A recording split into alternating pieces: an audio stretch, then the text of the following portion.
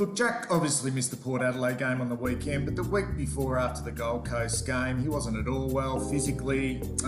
Look, originally we put it down to the fact that he played poorly against his old side and was maybe, dealing with a bit of anxiety associated to that, but, it got progressively worse during the week. He had quite a high fever, some vomiting and a severe rash. So we had some precautionary blood tests done for Jack. And they came back indicating that he was experiencing some low-grade tape poisoning, which is very rare in the industry. And for Jack, it's pretty important that he is taped up, considering he has his knees, his calves, his ankles, his thighs, pretty much holding him together. He can't play without tape. This is the culprit, this tape here. Look, we're in the process of investigating what other types of brands we can use for Jack. We're currently looking into that. Very, very disappointing for him for the fact that he won't be available this week for Eddie's game, but we can't take any risk associated to Jack. And look, we're in a situation now, if we can't find an appropriate solution with this, it could be career over for Jack Martin.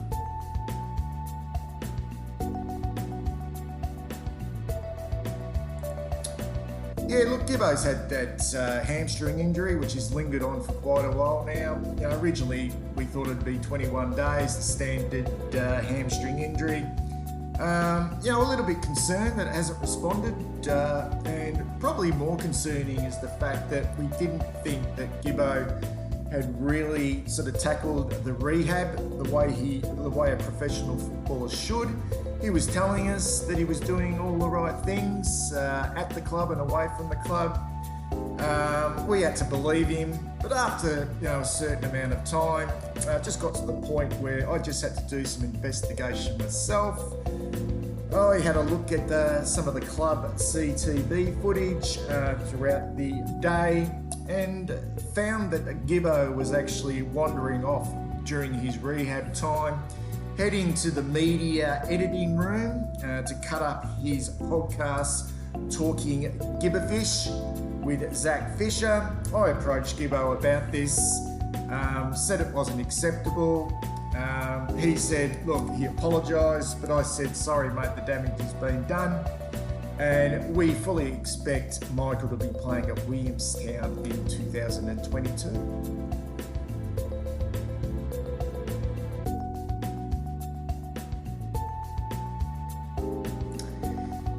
Yeah, the big fella was definitely gutted that he missed Nurse's 300th game. Look, he pulled up pretty sore after the captain's run at the Adelaide Oval, specifically in his feet, his ankles, his calves, his shins, his knees, his quads, his hammies, his glutes, his stomach, his back, his chest, his shoulders, and his neck. He also had a splitting migraine, but that's Cripper, to be honest, he's pretty fucked, he's fucked up, there's no doubt about that, his body's gone. We expect him to train this week, and we totally expect him to play banged up and fucked in the last home and away game of the year. And he's also pretty savage on Weeders for doing such a shitty job as captain against Port Adelaide.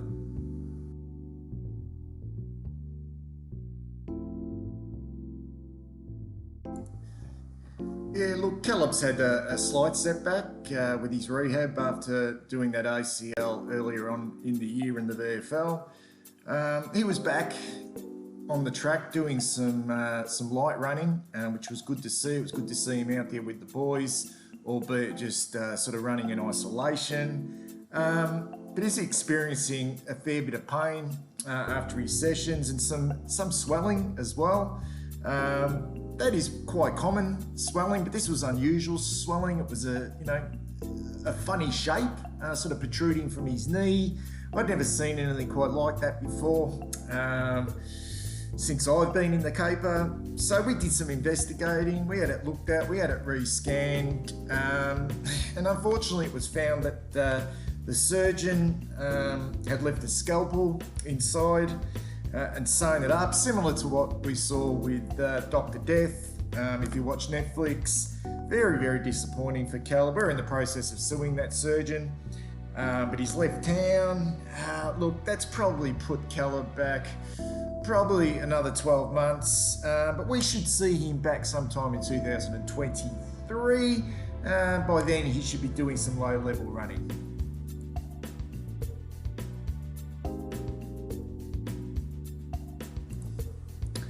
Yeah, just an update on young Philp and his rehab in regards to that hip problem that he had from earlier in the season. We decided to put him on ice. We know he's such an explosive athlete.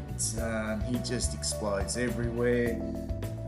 You should see the toilet, okay, after he's been. It's quite unbelievable.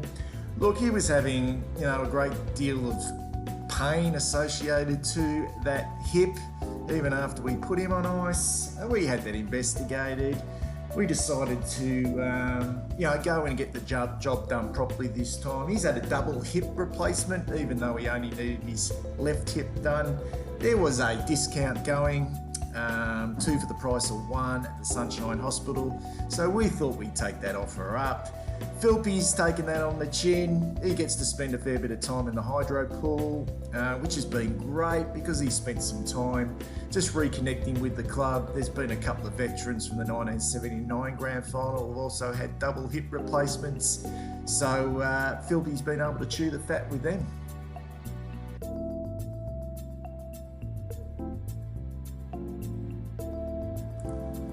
Yeah, with Saad, he obviously had that episode in the last quarter against Port Adelaide where he came from the field. He had quite a deal of discharge coming from his eyes. It was a sort of a mucousy discharge. It didn't settle down for the rest of the game.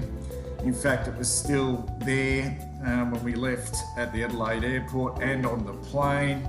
We had that investigated during the week. We had his eye ducts scanned just to see if there weren't any underlying problems with the actual structure of the eye itself. That came back all clear. So we then did just a simple allergy test. It was found that Adam suffered a little bit of hay fever. He suffered from hay fever in the past, so we just gave him, a little packet of Telfast, told him to take it easy with that, obviously, for good reasons. It can cause a little bit of drowsiness. We gave him some eye drops. We encouraged him to shower regularly, making sure that the pollen was completely washed off his body. And from a club point of view, we just made sure we kept most of the windows and doors closed while the players were in doing their player review and team meetings. And look, we expect Adam to train this week and be available for the selection for the last game of the home and away season.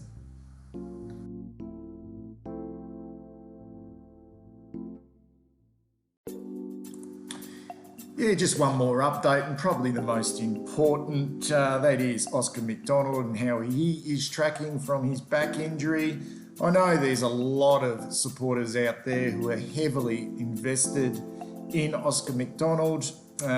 We remember he kicked 2 goals after coming on as the medical sub in round 1, and a lot of fans were saying then and there that he was the big white hope. Possibly the next Stephen Kernahan of the football club. And it's been disappointing to see him really struggling to get back from that back injury. We originally thought it was going to be a 2 to 3 month injury. The progress has been really slow. It's been a real grind for OMAC. But we must say the latest news is really positive. He's progressed now from that wheelchair. He's now using a Zimmer frame. He was able to get out onto the track during the week and use that Zimmer frame to walk 2 really slow laps. It's a little bit of a difficult process using a Zimmer frame at the moment around Princes Park, considering the amount of construction work taking place here. But we're really proud of the work Oscar is doing. Look, he's certainly no chance to play this week against the Giants, but we're hopeful if we can get enough work into him over the next month or so, we should see him cherry ripe to be returning to Eden Hope Aspley Football Club. which is the club he originally came from, and seeing him play some type of football in the Horsham and District Football League next season.